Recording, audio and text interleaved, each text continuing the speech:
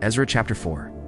When the enemies of Judah and Benjamin heard that the exiles were building a temple for the Lord, the God of Israel, they came to Zerubbabel and to the heads of the families and said, "Let us help you build because, like you, we seek your God and have been sacrificing to him since the time of Esarhaddon, king of Assyria, who brought us here."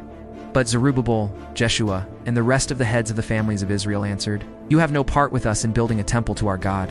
We alone will build it for the Lord, the God of Israel, as King Cyrus, the king of Persia, has commanded us." Then the peoples around them set out to discourage the people of Judah and make them afraid to go on building.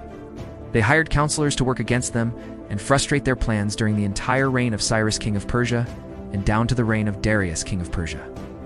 At the beginning of the reign of Xerxes, they lodged an accusation against the people of Judah and Jerusalem. And in the days of Artaxerxes, king of Persia, Bishlam, Mithridath, Tabiel, and the rest of his associates wrote a letter to Artaxerxes. The letter was written in Aramaic script and in the Aramaic language. Rehum, the commanding officer, and Shimshai, the secretary, wrote a letter against Jerusalem to Artaxerxes the king as follows. Rehum, the commanding officer, and Shimshai, the secretary, together with the rest of their associates, the judges and officials over the men from Tripolis, Persia, Erech and Babylon, the Elamites of Susa, and the other people whom the great and honorable Ashurbanipal deported and settled. In the city of Samaria and elsewhere in Trans-Euphrates, this is a copy of the letter they sent him, to King Artaxerxes, from your servants. The men of Trans-Euphrates, the king should know that the Jews who came up to us from you have gone to Jerusalem and are rebuilding that rebellious and wicked city. They are restoring the walls and repairing the foundations. Furthermore, the king should know that if this city is built and its walls are restored, no more taxes, tribute, or duty will be paid, and the royal revenues will suffer. Now, since we are under obligation to the palace, and it is not proper for us to see the king dishonored, we are sending this message to inform the king, so that a search may be made in the archives of your predecessors. In these records you will find that this city is a rebellious city, troublesome to kings and provinces, a place of rebellion from ancient times.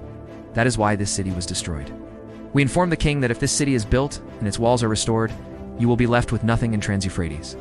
The king sent this reply to Rehum, the commanding officer, Shimshai, the secretary, and the rest of their associates living in Samaria and elsewhere in greetings. Trans-Euphrates. The letter you sent us has been read and translated in my presence. I issued an order and a search was made, and it was found that this city has a long history of revolt against kings and has been a place of rebellion and sedition. Jerusalem has had powerful kings ruling over the whole of Trans-Euphrates, and taxes, tribute, and duty were paid to them. Now issue an order to these men to stop work, so that this city will not be rebuilt until I so order. Be careful not to neglect this matter. Why let this threat grow, to the detriment of the royal interests? As soon as the copy of the letter of King Artaxerxes was read to Rehum and Shimshai the secretary and their associates, they went immediately to the Jews in Jerusalem and compelled them by force to stop. Thus the work on the house of God in Jerusalem came to a standstill until the second year of the reign of Darius king of Persia.